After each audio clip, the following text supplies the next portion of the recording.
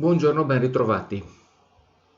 Allora, stavamo parlando del Risorgimento, abbiamo parlato del Congresso di Vienna e vediamo alcuni episodi piuttosto turbolenti che seguono quell'importante consesso internazionale. Dopo il Congresso di Vienna scoppiano un po' ovunque in Europa dei moti insurrezionali, ora in alcune città, ora in altre città. Ci furono tre grandi ondate di moti insurrezionali: i cosiddetti moti del 20-21, i moti del 30-31 e poi i moti del 1848. Quelli più importanti ancora oggi si dice è successo un 48, cioè una grande confusione, rifacendosi proprio all'anno 1848.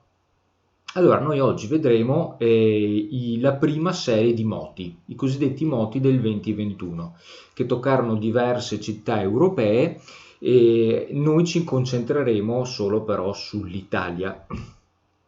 Allora, da dove cominciamo? Dobbiamo per forza cominciare dalla Spagna, anche se poi arriveremo ben presto in Italia, perché il primo moto insurrezionale che scoppiò il 1 gennaio del 1820 fu proprio a Cadice. Siamo nel sud della Spagna, come vedete nella cartina. Cosa accadde a Cadice? C'erano delle truppe, dei militari che erano pronte per salpare per l'America del Sud, dove la Spagna aveva delle colonie ma stavano attraversando una fase di profonda crisi politica. Ebbene, queste truppe pronte a salpare si ribellarono, chiesero la concessione di una Costituzione e la ottennero un paio di mesi dopo da parte del re spagnolo, che vi ricordo era il Borbone Ferdinando VII.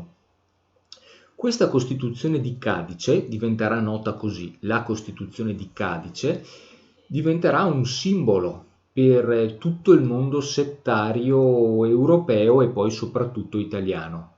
Cioè, i vari membri delle sette segrete cominciarono ad ordire delle cospirazioni, ispirandosi alla rivolta che ebbe successo a Cadice, e domandando l'introduzione di quella Costituzione lì, della Costituzione di Cadice cosiddetta.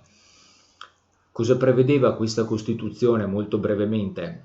Allora intanto il sovrano rimaneva in possesso del monopolio del potere esecutivo, cioè del governo, per cui ampi poteri rimanevano in mano al monarca, in questo caso Ferdinando VII. Però il potere legislativo sarebbe stato affidato, in buona sostanza, ad un Parlamento monocamerale. Questo stabiliva la Costituzione di Cadice, eletto il Parlamento a suffragio universale maschile e poi però filtrato attraverso altri due gradi. Cioè in pratica tutti i maschi sarebbero andati a votare, suffragio universale maschile, e questa prima cernita, questa prima selezione sarebbe stata filtrata altre due volte in due passaggi successivi fino ad arrivare ai membri effettivi del Parlamento monocamerale. Era una soluzione che andava bene un po' a tutti, andava bene ai democratici perché poggiava nel suo primo grado sul suffragio universale maschile, ma andava bene anche ai liberali perché poi quella prima assemblea sarebbe stata filtrata e riselezionata attraverso due gradi successivi, per cui una formula di compromesso che sembrava abbastanza equilibrata. Ecco, Costituzione di Cadice che da un punto di vista per così dire ideologico poggiava su due grandi pilastri che poi verranno fatti propri anche, ripeto, del mondo settario europeo, e cioè il concetto di nazione, il concetto forte di nazione, che è un concetto diffusissimo nell'Ottocento in tutta Europa, pensiamo solo al pensiero romantico, e al concetto della fede cattolica, intesa come religione ufficiale dello Stato. Ecco, questi erano i pilastri della Costituzione di Cadice che Ferdinando VII fu obbligato a concedere nel 1820. Come era facile immaginare, e adesso andiamo in Italia e resteremo in Italia, questa rivoluzione di Cadice ispirò moti insurrezionali un po' ovunque. La prima città a seguire Cadice fu Nola, in Italia. Vedete sulla cartina, siamo vicini a Napoli. Allora, a Nola, siamo già nel luglio del 1820, scoppia un moto insurrezionale guidato da una trentina di carbonari. Quindi come dire, il nucleo attivo della rivoluzione era estremamente risicato.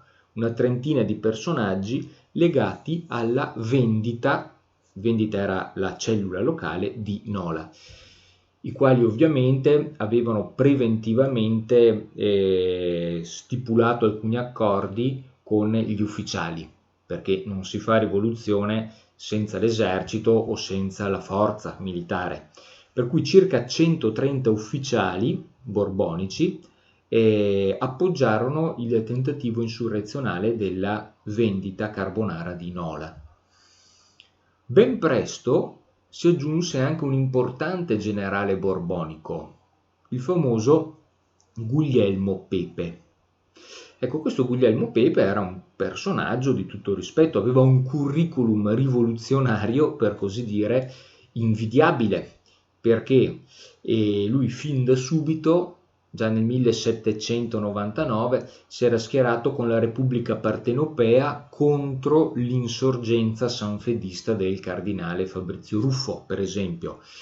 Ma poi si schierò e si arruolò come ufficiale nell'esercito partenopeo sotto il comando napoleonico, prima di Giuseppe Bonaparte, fratello di Napoleone, e poi di Gioachino Murat.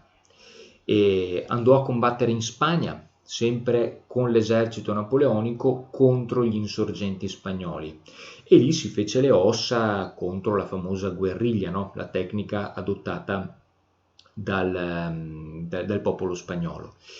E ecco, nonostante questo passato assolutamente filo napoleonico, fin da subito, per qualche strano motivo Guglielmo Pepe venne comunque riconfermato come generale anche nelle file dell'esercito borbonico, restaurato post congresso di Vienna.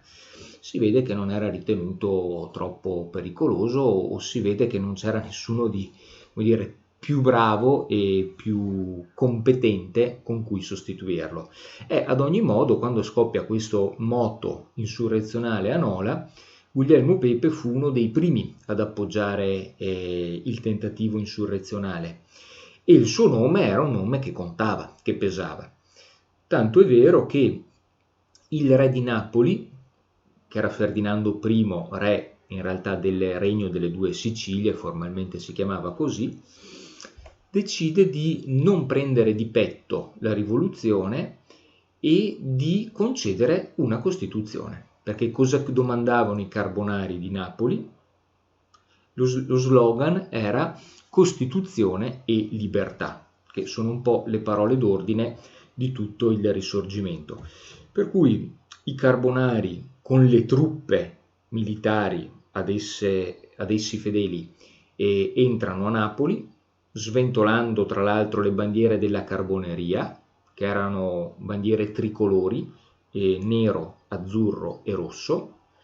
E Ferdinando I decide di far buon viso a cattivo gioco, e si vede che non si fidava troppo degli altri suoi contingenti militari e preferì non tirare la corda, e concesse una Costituzione. Quale Costituzione? Proprio la Costituzione di Cadice, tradotta praticamente tale quale in italiano. Ecco, e cosa affermava questa Costituzione? Un po' l'abbiamo già detto prima, diciamo qualcos'altro. Affermava che il regno delle due Sicilie, ovviamente la Costituzione di Cadice venne tradotta in italiano cambiando tutto quello che c'era da cambiare. Ogni riferimento spagnolo divenne un riferimento alla realtà locale, cioè al regno delle due Sicilie, ovvio. Ecco, cosa si diceva? Che per esempio il regno delle due Sicilie non apparteneva, non era proprietà di una singola famiglia o di una singola persona, Ferdinando I o la famiglia borbonica. Il regno delle due Sicilie apparteneva alla nazione, principio democratico, alla totalità dei suoi membri, e la nazione avrebbe dovuto guidare lo Stato con l'obbligo di proteggere la libertà civile. E in questo termine, libertà civile, c'erano tutti quei riferimenti cari al pensiero liberale. Ma ancora la Costituzione sanciva questo, e questo è molto interessante, e cioè che all'atto di subentrare al trono del padre, il nuovo re delle due Sicilie avrebbe dovuto prestare giuramento, e ad un certo punto nel suo giuramento il nuovo re delle due Sicilie cosa avrebbe dovuto dire? Avrebbe dovuto dire così, cito: giuro che non alienerò, né cederò, né smembrerò parte alcuna del regno. Cioè la Costituzione di Cadice voluta dai rivoluzionari era una Costituzione lontana anni luce dall'unità nazionale italiana, anzi non era proprio nell'orizzonte concettuale, tanto è vero che quella Costituzione si chiedeva che cosa al monarca? Di non cedere e di non smembrare in nessun modo il regno delle due Sicilie. Per cui era un motto di stampo, se volete, liberal-democratico, ma niente affatto nazionale. O se volete, nazionale, ma intendendo come nazione il regno delle due Sicilie, non l'Italia che non esisteva e che non era nel discorso politico del tempo ancora.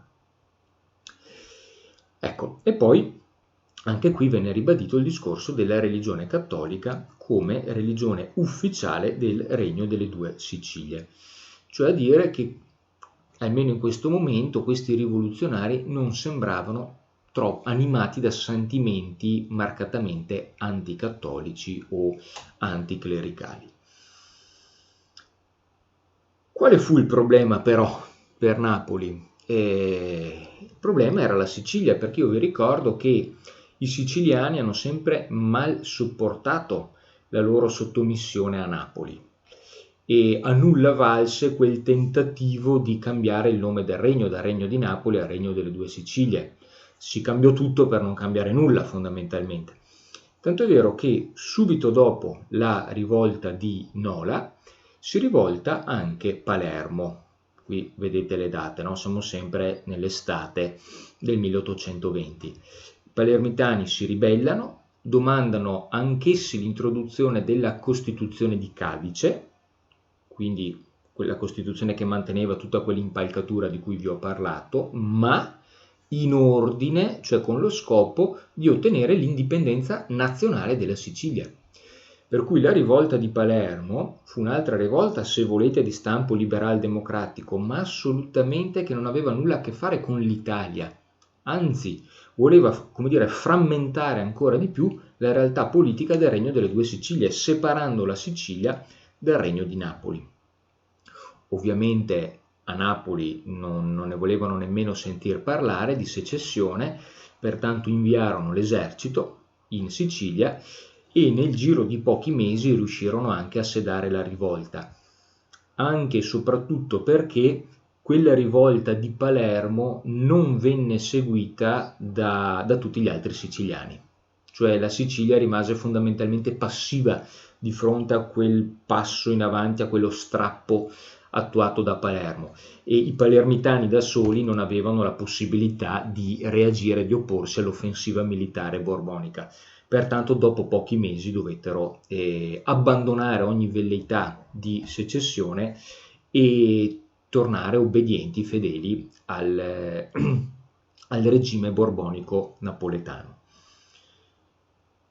Rimaneva però il fatto che a Napoli un'insurrezione aveva avuto successo, perché Ferdinando I era stato obbligato a concedere la Costituzione di Cadice. E questa riuscita rivoluzionaria non poteva non avere pesanti ripercussioni in Europa. Le potenze europee, preoccupate che quel focolaio insurrezionale che divampava Napoli piano piano potesse contagiare molte altre realtà, decidono di autoconvocarsi nel congresso di Troppau. Siamo sempre nel 1820. Troppau, vedete sulla cartina, si trova nell'attuale Repubblica Ceca e in Moravia. Lo vedete qui. Ecco, cosa venne sancito a Troppau? Si discusse della situazione, si convenne che la situazione politica italiana era quella forse meno stabile in Europa, e infatti di quei 3 moti rivoluzionari di cui vi parlavo, 20-21, 30-31 e 48, l'Italia venne sempre coinvolta. A dire che cosa? Appunto che era alla ricerca di una sua stabilità politica. Ebbene, nel congresso di Vienna un principio cardine era proprio il principio dell'equilibrio, cioè cercare di sistemare le cose da un punto di vista geopolitico per prevenire che una nazione diventasse troppo potente a scapito delle altre, ma anche per prevenire moti insurrezionali che avrebbero potuto riproporre quel nefasto scenario che si era verificato sotto Napoleone. Ecco perché le potenze europee si erano alleate tra di loro, quadruplice alleanza, santa alleanza, per intervenire sui focolai insurrezionali, soffocandoli sul nascere. Ebbene, a Troppau si riuniscono le grandi potenze europee e 3 di queste, Austria, Prussia e Russia, decidono di intervenire militarmente a Napoli per schiacciare con la forza i rivoluzionari. Il documento finale, quello che sanciva il principio di intervento, però non venne firmato da altre 2 grandi potenze, e cioè la Francia e l'Inghilterra, le quali non firmarono il documento ma non posero nemmeno il veto. Avrebbero potuto porre il veto ed impedire il principio di intervento, invece mantennero un'ambigua posizione intermedia che politicamente era emblematica, e cioè voleva dire questo: Francia e Inghilterra non erano favorevoli ad un rafforzamento dell'autorità dell'influenza austriaca in Italia, anzi avrebbero visto di buon viso una diminuzione dell'influenza austriaca in Italia. Vi ricordo che in Italia, direttamente o indirettamente, molti stati dipendevano da Vienna, soprattutto nell'Italia del Nord. Però al tempo stesso Francia e Inghilterra non volevano nemmeno rompere ufficialmente con Metternich, il grande cancelliere austriaco, così presto dopo il congresso di Vienna. Il congresso di Vienna alla fine dei conti era terminato 5 anni prima, era troppo presto, i tempi non erano ancora maturi per rompere quell'accordo, che poteva essere anche foriero di un buon equilibrio europeo. Per cui decisero di mostrare il proprio dissenso non firmando quell'accordo, ma di non rompere diplomaticamente con l'Austria ponendo il veto. Questi sono i delicati e precari equilibri che i politici devono essere bravi a gestire. Metternich, d'altro canto, non era affatto sprovveduto ed era molto sensibile agli equilibri europei, per cui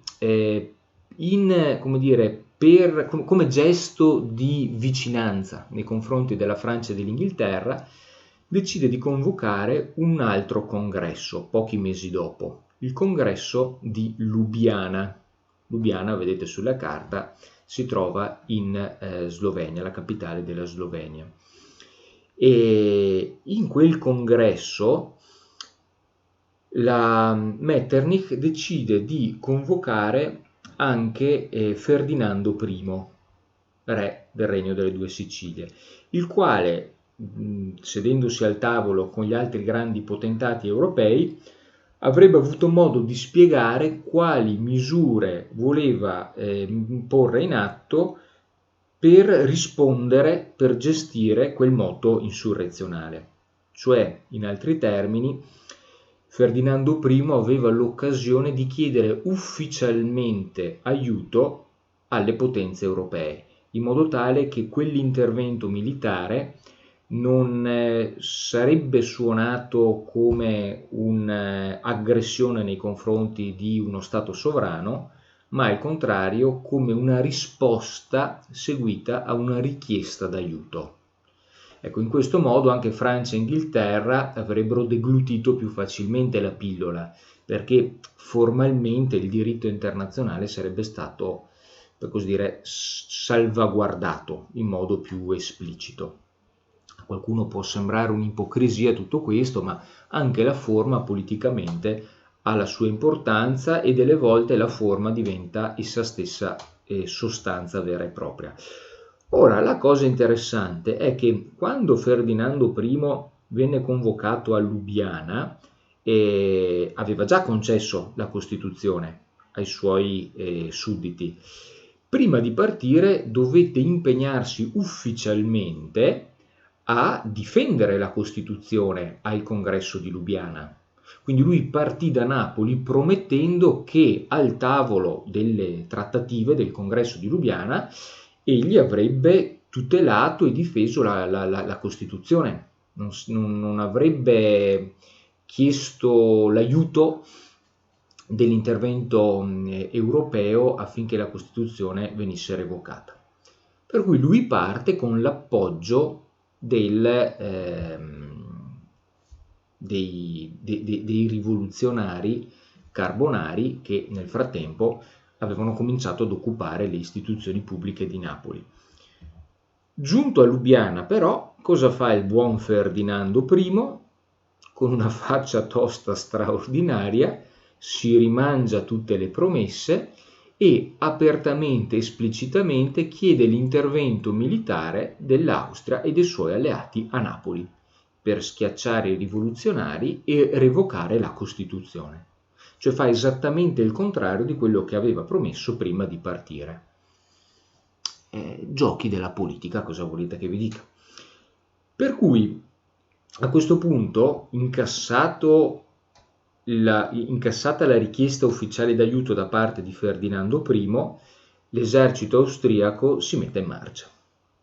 Si mette in marcia e si reca a Napoli, e a Napoli sbaraglia facilmente qualsiasi tentativo di resistenza, sconfiggendo anche il generale che vi citavo prima, Guglielmo Pepe. Onde per cui, vedete qui già nel febbraio del 21, si pose fine al cosiddetto ottimestre, 8 mesi, costituzionale di Napoli. Ferdinando I torna a Napoli come re, naturalmente, revoca la Costituzione e tutto torna esattamente come prima. Per cui questo primo moto insurrezionale in Italia, che in questo caso riguardava solo Napoli, fu fondamentalmente un fuoco di paglia, e cioè si risolse in un fallimento proprio a causa dell'intervento austriaco. Però, esattamente come temevano le grandi potenze europee, quell'insurrezione napoletana ispirò a cascata altri moti insurrezionali, soprattutto in Italia, soprattutto in Piemonte.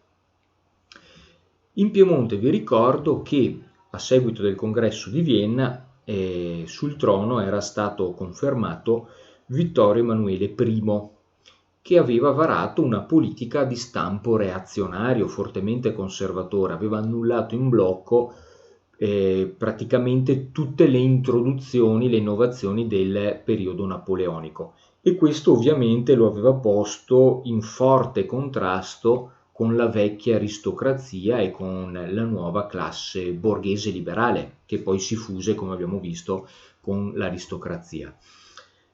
Sicché I liberali piemontesi, chiamiamoli così, i borghesi liberali piemontesi, gli ex aristocratici divenuti liberali piemontesi, pensano ovviamente di sfruttare il momento, e cioè nel febbraio del 1821 l'esercito austriaco era impegnato a Napoli, per cui quello era il momento buono per dar vita ad un moto insurrezionale. Moto insurrezionale che poi venne capeggiato dal leader dei liberali piemontesi, che era Santorre di Santa Rosa, un nome che è diventato importante nel Risorgimento. Personaggio che poi dovrà scappare dall'Italia, finirà in Inghilterra, finirà in Grecia a combattere per l'indipendenza della Grecia contro i turchi, contro l'impero ottomano, e dopo lì anche troverà la morte. Va bene, comunque questo Santorre di Santa Rosa e l'entourage che gli stava intorno pensò che in quel febbraio del 1821 il momento fosse buono per poter dar vita ad una insurrezione. L'idea era quella di chiedere al monarca piemontese una Costituzione, e gran parte dei piemontesi domandavano proprio la Costituzione di Cadice, che vi ripeto fungeva da modello un po' per tutti, e poi il moto insurrezionale prevedeva anche l'aggressione al Lombardo-Veneto per cacciare gli austriaci e inglobare il Lombardo-Veneto nel Piemonte, dando vita ad un regno dell'Alta Italia. Lo si chiamava in maniera generica così, Regno dell'Alta Italia. Faccio notare che anche questo progetto insurrezionale non aveva nulla di nazionale italiano. Era un progetto che domandava una Costituzione, come facevano tutti gli altri, e l'espansione, come facevano tutti gli altri, del proprio regno a scapito degli austriaci per inglobare il Lombardo-Veneto. Per cui, mettendo insieme questi due moti insurrezionali, quello piemontese e quello napoletano, vediamo che il progetto dei rivoluzionari qual era? È fondamentalmente dividere l'Italia in tre grandi realtà politiche: un regno dell'Alta Italia a nord, lo Stato del Papa che rimaneva tale quale nel centro Italia, e un regno delle due Sicilie a sud. Anzi, per qualcuno addirittura un regno delle due Sicilie spaccato in due, Napoli da una parte e Sicilia dall'altra. Quindi l'idea di unità nazionale ancora in questi primi moti insurrezionali è del tutto assente. Per poter, come dire, implementare questo progetto, gli insorgenti piemontesi avevano bisogno di stringere dei legami con i liberali lombardi, perché in linea teorica, se tutto fosse andato bene, mentre l'esercito piemontese aggrediva da ovest i confini del Lombardo-Veneto, in Lombardia, Milano e dintorni, i Lombardi avrebbero dovuto a loro volta dar manforte, dando vita ad una rivoluzione interna contro gli austriaci. Per cui gli austriaci, presi tra due fuochi, l'aggressione esterna e la rivoluzione interna, sarebbero stati evidentemente più facilmente vulnerabili.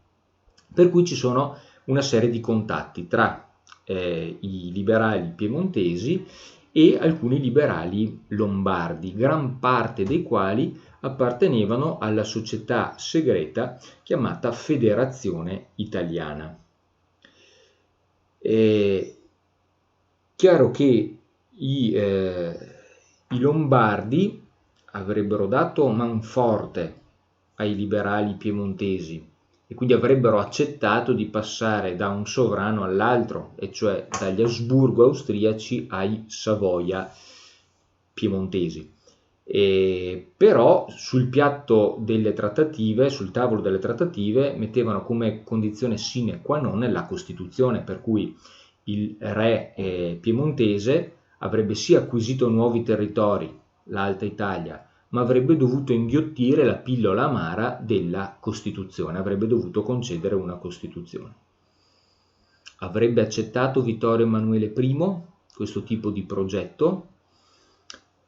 Probabilmente no, visto i suoi orientamenti politici piuttosto reazionari. Però i cospiratori, piemontesi e lombardi, facevano affidamento sul favore dell'erede al trono, che era il famoso Carlo Alberto, che era ancora un giovanotto, piuttosto austero, caratterizzato da un profondo senso religioso, anche molto insicuro, tanto è vero che poi negli ambienti di corte, senza farsi troppo sentire dal diretto interessato, lo chiamavano re tentenna, perché era sempre indeciso sul da farsi, tentennava un po' troppo per essere un monarca quando diventerà re. E ad ogni modo Carlo Alberto era ancora giovane, era cresciuto, pensate, in Francia durante il periodo napoleonico, per cui assorbì gran parte delle idee francesi scaturite dalla rivoluzione francese e filtrate dal periodo napoleonico, per cui lo si considerava un sovrano simpatizzante o quantomeno sensibile nei confronti delle idee liberali, un sovrano amico per i cospiratori.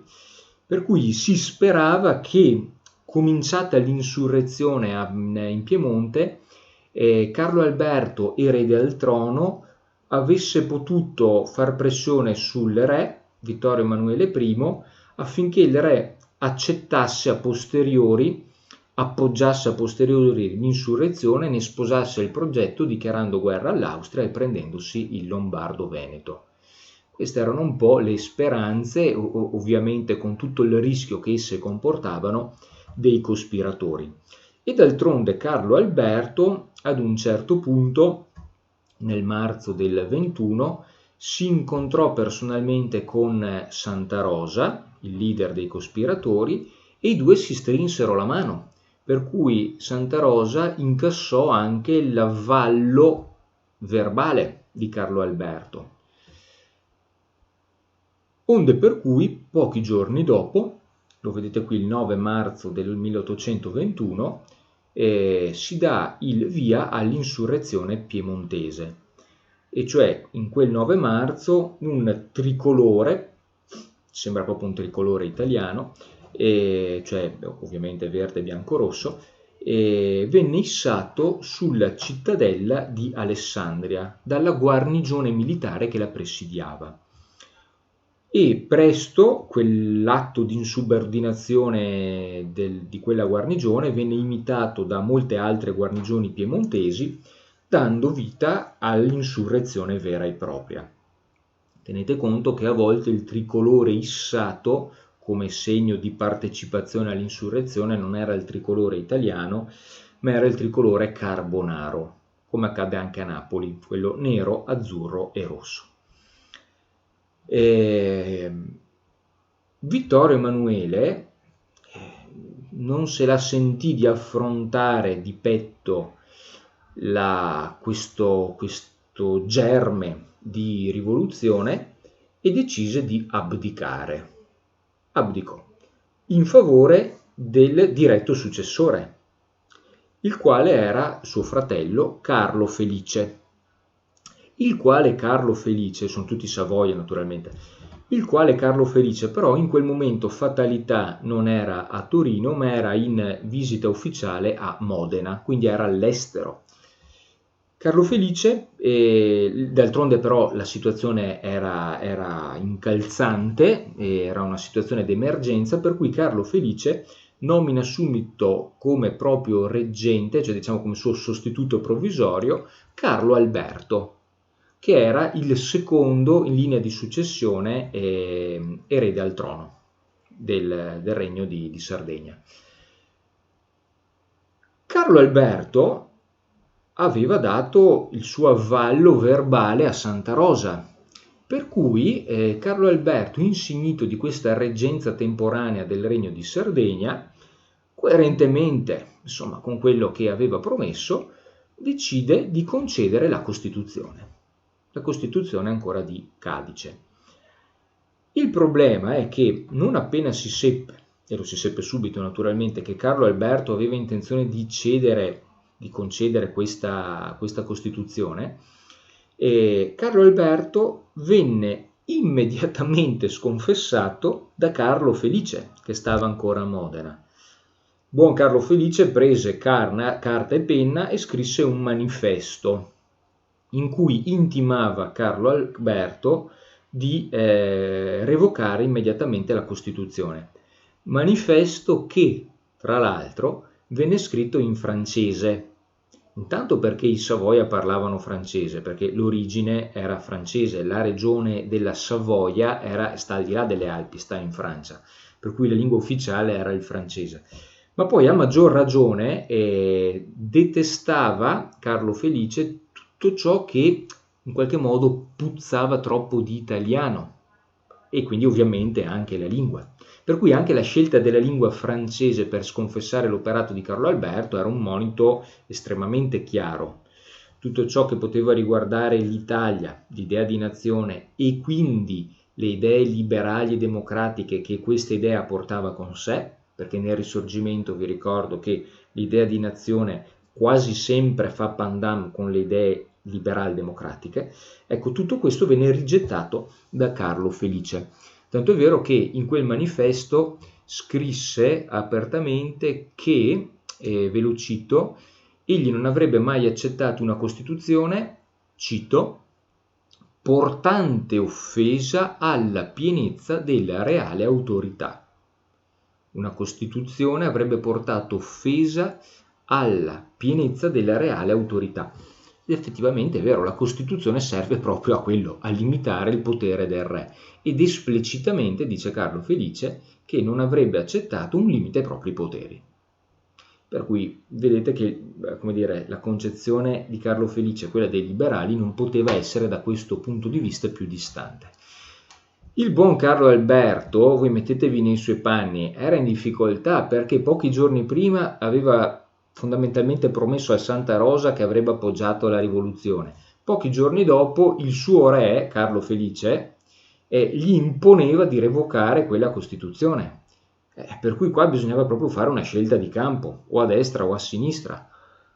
E il buon Carlo Alberto taglia la corda, in sostanza, cioè abbandona Torino e si reca a Novara. A Novara c'era un presidio dell'esercito sabaudo tenacemente fedele a Carlo Felice, quindi non c'erano problemi di timori di rivoluzione da questo punto di vista.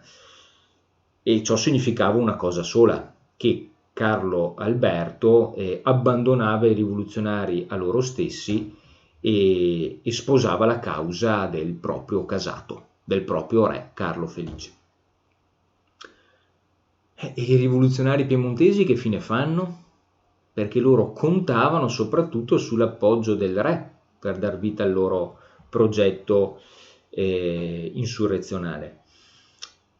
I piemontesi, perso il pieno appoggio di Carlo Alberto, ormai dovevano constatare che la rivoluzione era destinata a fallire, anche e soprattutto perché quel moto insurrezionale rimase sostanzialmente circoscritto agli ambienti militari.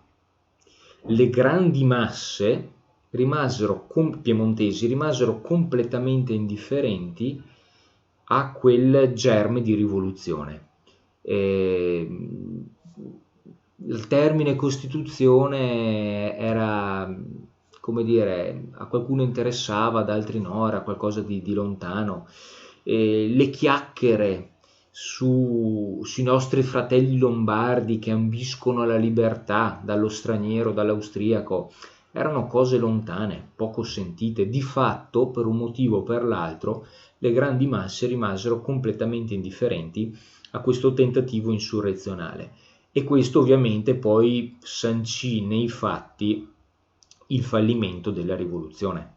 Non solo perché Carlo Alberto voltò le spalle ai rivoluzionari, ma anche e soprattutto perché i rivoluzionari non seppero guadagnarsi l'appoggio delle grandi masse. Questo sarà un problema che i patrioti italiani si trascineranno per diversi decenni.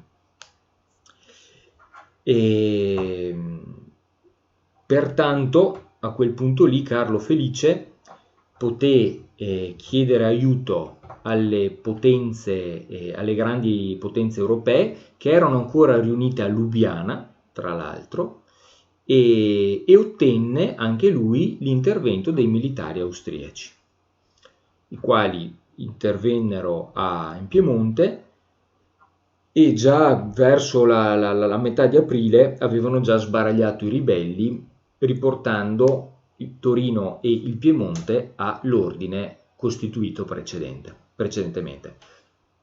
Per cui anche questo tentativo insurrezionale fallì.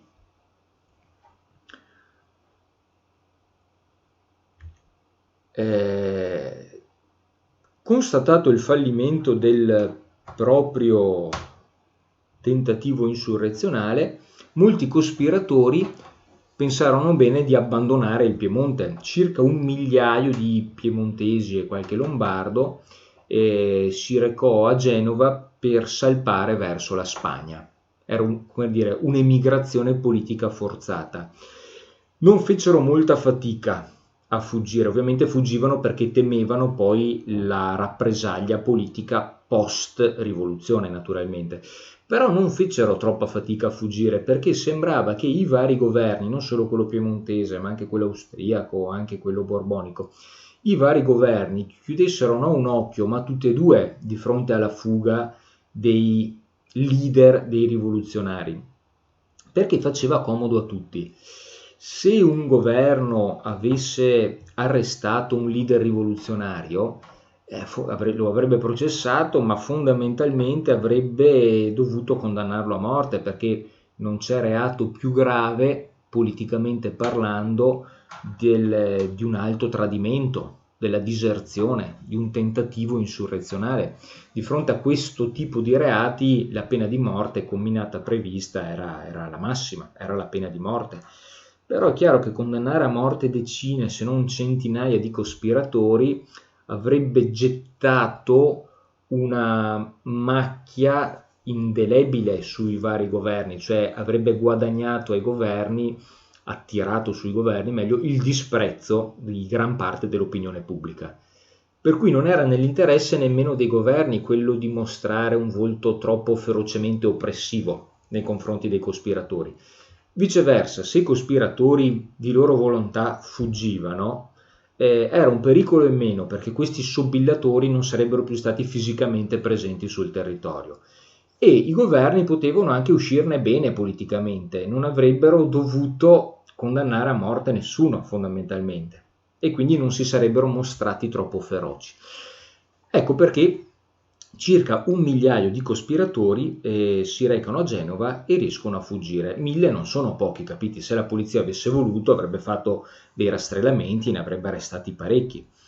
E pensate che siamo nel 1821 e il nostro Giuseppe Mazzini, che al tempo era ancora sedicenne, era un universitario, andava già all'università, si trovava proprio sul molo del porto di Genova, lui d'altronde era genovese, in quel momento, e inciampò in molti fuggiaschi lì presenti a Genova in attesa di imbarcarsi per fuggire in Spagna, tra l'altro.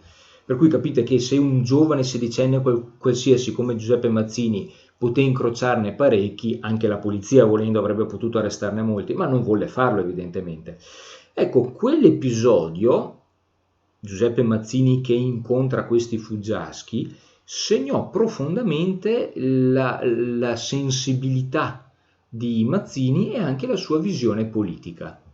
E ce lo dice proprio lui. Tenete conto che poi Mazzini verrà considerato un padre della patria, per cui questo episodio, insomma, anche per l'intera compagine nazionale diventa particolarmente significativo. Lo leggiamo molto velocemente. Lui disse, Mazzini, si trovava sul molo a Genova, siamo nell'aprile del 1821 e vede questi fuggiaschi e ricorda questo: un uomo di sembianze severe ed energiche, bruno, barbuto e con uno sguardo scintillante che non ho mai dimenticato, si accostò a un tratto fermandoci. C'era lui e sua mamma. Aveva tra le mani un fazzoletto bianco spiegato e proferì soltanto le parole «Pei proscritti d'Italia». Cioè era un fuggiasco che domandava fondamentalmente l'elemosina, un contributo economico per gli esiliati, per coloro che dovevano fuggire, che abbandonavano tutto, avevano bisogno di soldi per comprare il biglietto della barca o comunque per sbarcare il lunario in Spagna. Mia madre e l'amico versavano nel fazzoletto alcune monete. Quindi la madre solidarizzò con la causa dei cospiratori.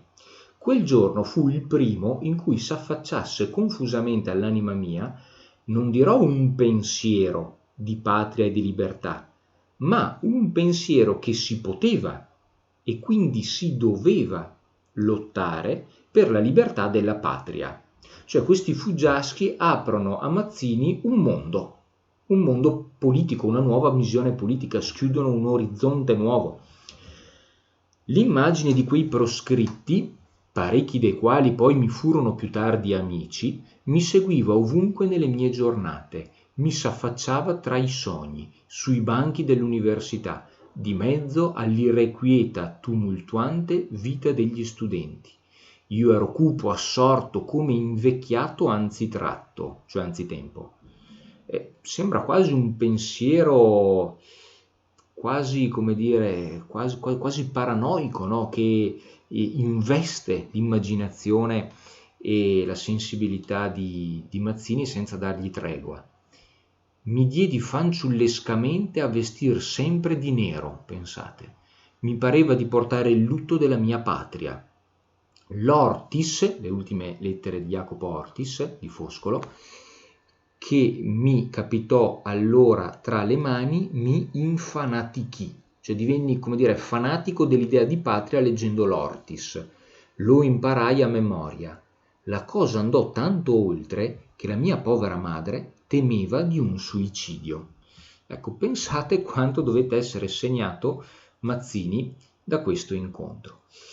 E infatti poi vedremo quale sarà la sua parabola politica. Ci troviamo nell'aprile del 21 di fronte al fallimento drammatico di questo primo tentativo insurrezionale. Questi moti del 2021 e soprattutto questi moti piemontesi colpirono profondamente l'immaginazione anche di un altro grande intellettuale e simbolo dell'italianità, che è Alessandro Manzoni. Ecco, Alessandro Manzoni qui la facciamo corta, e come è noto scrisse quella poesia che ci porta come titolo Marzo 1821, fa riferimento proprio all'insurrezione che a marzo avvenne in Piemonte. Ecco, in questa poesia, che è abbastanza lunga, qui vi ho riportato solo i primi versi, poi prosegue, in quella poesia Manzoni ha saputo riassumere con grande capacità evocativa, diciamo così, gli elementi caratterizzanti della nazione. E tenete conto che Manzoni scrisse questa poesia quando ancora sembrava che il moto insurrezionale potesse avere successo. Poi ovviamente fu una grandissima delusione quando si rese conto che di fatto sfociò in un fallimento. Per cui sulle ali dell'entusiasmo scrive questa poesia e ad un certo punto scrive due versi, a noi interessano questi, vedete il 31esimo e il 32esimo, li vedete qui, scrisse due versi che, ripeto, con grande capacità evocativa sanno dire in poche parole, d'altronde qui si vede la stoffa del grande letterato, che cos'è l'essenza della nazione, e utilizza delle parole chiave che moltissimi altri intellettuali del Risorgimento usavano, Berchet piuttosto che D'Azeglio, piuttosto che Giuseppe Verdi, piuttosto che Silvio Pellico e così via.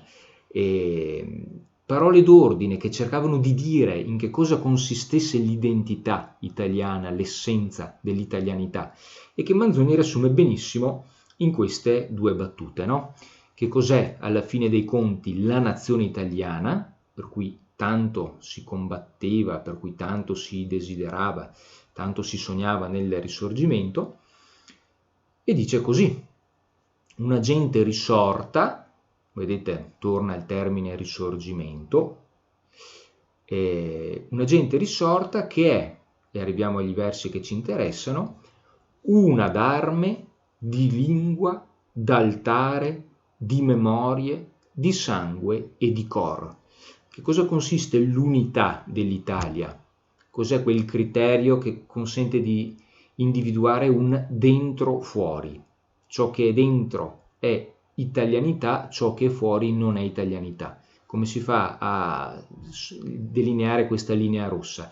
In base a questi criteri, che sono criteri di carattere bioculturale, per così dire.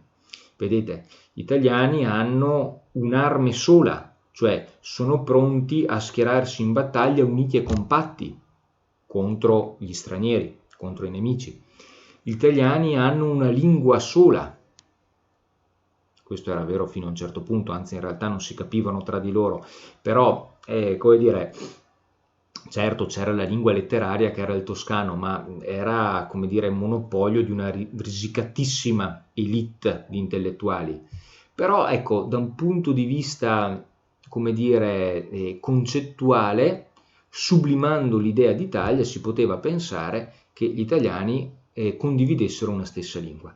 Gli italiani hanno uno stesso altare, cioè condividono la stessa religione, la fede cattolica. Anche questo è vero, ma come dicevamo, la fede cattolica poi è universale. Gli italiani hanno una unità di memorie, cioè hanno una stessa storia, una stessa tradizione alle spalle. Gli italiani hanno anche uno stesso sangue. Ecco, riferimento no, al sangue. E la nozione di sangue è uno dei legami più forti che tiene unita la comunità ed è un riferimento a cui moltissimi intellettuali del Risorgimento facevano e ci citavano. Per cui gli italiani sono visti come una grande famiglia. Le generazioni passate intrattengono legami di parentela con le generazioni presenti e con le generazioni future, per cui si è tutti fratelli e sorelle. E la patria è la madre patria che genera i propri figli, i quali tra di loro sono appunto fratelli e sorelle. I leader risorgimentali sono i padri della patria. Per cui questo legame, questo richiamo al sangue, alla comunanza etnica e anche, per così dire, ai legami di fraternità che di conseguenza devono unire gli italiani tra di loro, vengono citati ad ogni piè sospinto da numerosi autori risorgimentali. Ecco, la patria consiste in questo, dice Manzoni, ma non solo lui, molti altri, per cui bisogna risorgere, combattere per essa e affermarla una volta per tutte.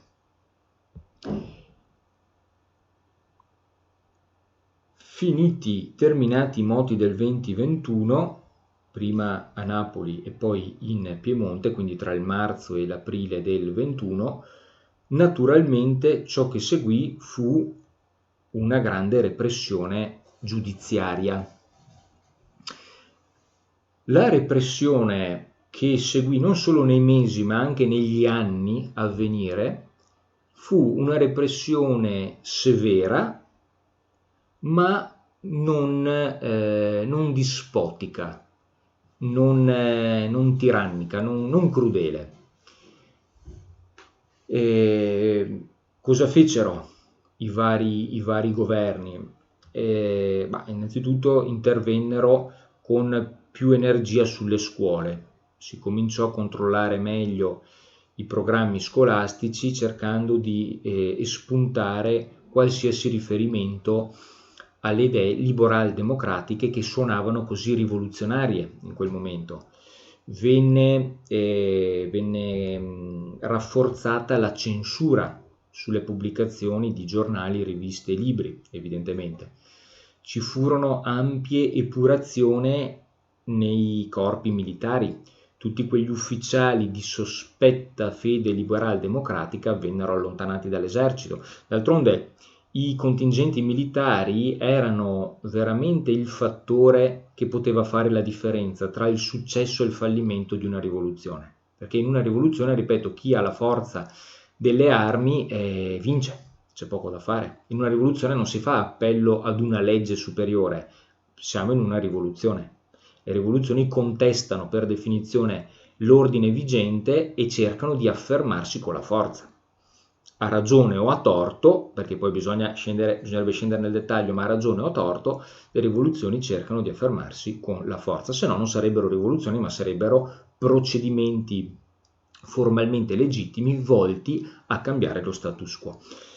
E poi ovviamente non solo si fece epurazione fra i militari, ma ci fu anche una stretta repressiva nei confronti delle società segrete. Fino a quel momento le si tollerò fondamentalmente sperando di trovare uno status quo nel quale le società segrete sì avrebbero potuto esistere ma senza essere troppo pericolose. Quando scoppiarono questi moti rivoluzionari ci si rese conto che le società segrete in realtà celavano un potenziale rivoluzionario potenzialmente devastante per lo Stato. D'altronde i tricolori della Carboneria sventolarono sia in Piemonte che in Campania, pertanto la Carboneria venne smantellata. Riuscì a sopravvivere ma in maniera molto frammentaria, molte logge distanti tra di loro, molte vendite, scusate, distanti tra di loro ma mal coordinate se non in assenza totale di coordinazione.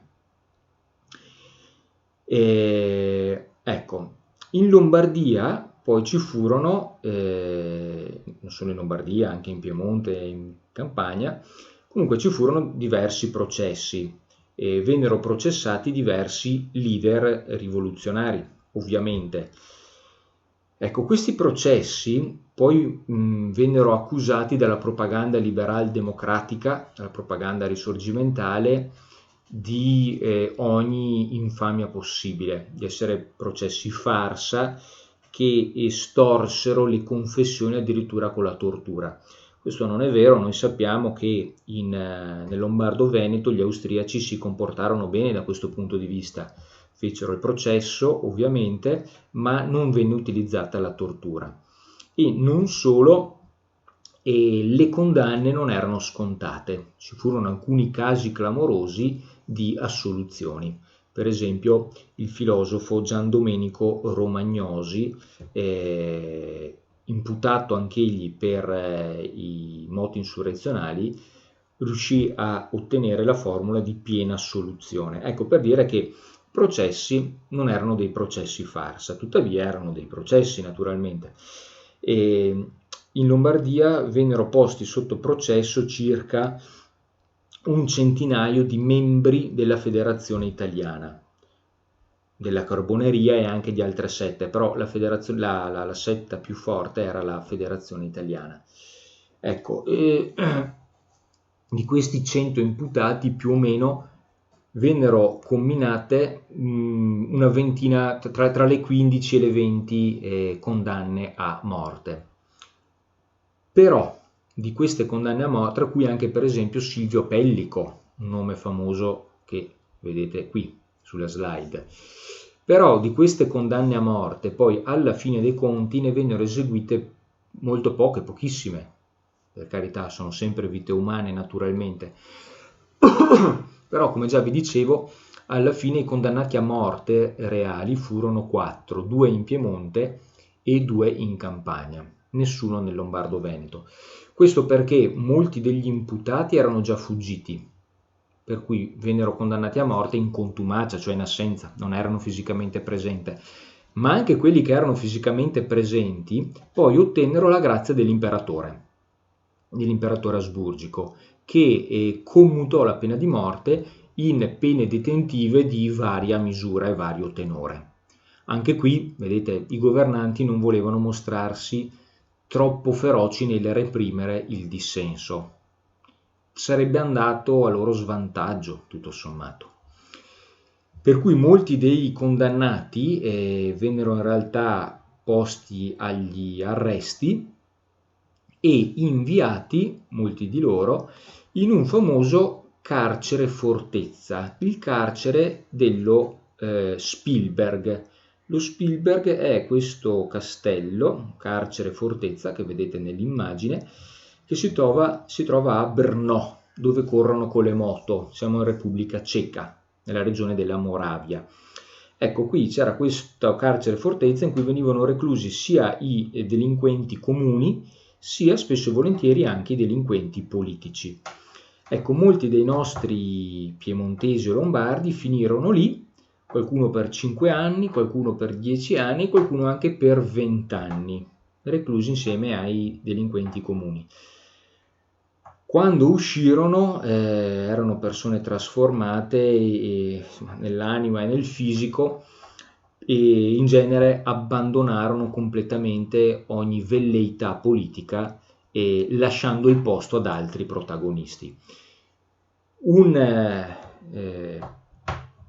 prigioniero fu più famoso di tutti gli altri, che è appunto Silvio Pellico, il quale si fece 8 anni di galera allo Spielberg. Pellico era stato condannato a morte, poi se la cavò con 8 anni di galera. Uscito dallo Spielberg, pubblicò questo testo divenuto famosissimo, che si intitola Le mie prigioni, in cui lui ricorda tutto il suo trascorso da prigioniero in quel luogo. Fu un libro che danneggiò enormemente la reputazione dell'Austria, perché ovviamente Silvio Pellico parlò molto male di quella sua esperienza, di tutte le sue sofferenze psicofisiche, e quindi divenne anche poi un testo simbolo sfruttato ideologicamente da tutti i cospiratori italiani, che nel libro di Pellico vedevano uno strumento in più da utilizzare come propaganda contro l'Austria, il dominio degli stranieri nel Lombardo-Veneto. Vedete cosa dice a un certo punto il nostro Pellico, a indicare la sua sofferenza psicologica oltre che fisica: rassegnarmi a tutto l'orrore di una lunga prigionia, rassegnarmi al patibolo, poi il patibolo non ci fu, era nella mia forza, cioè lo avrei accettato, ma rassegnarmi all'immenso dolore che ne avrebbero provato padre, madre, fratelli e sorelle, questo era quello a cui la mia forza non bastava. Ecco, per 8 anni ovviamente Silvio Pellico non poté vedere i propri familiari.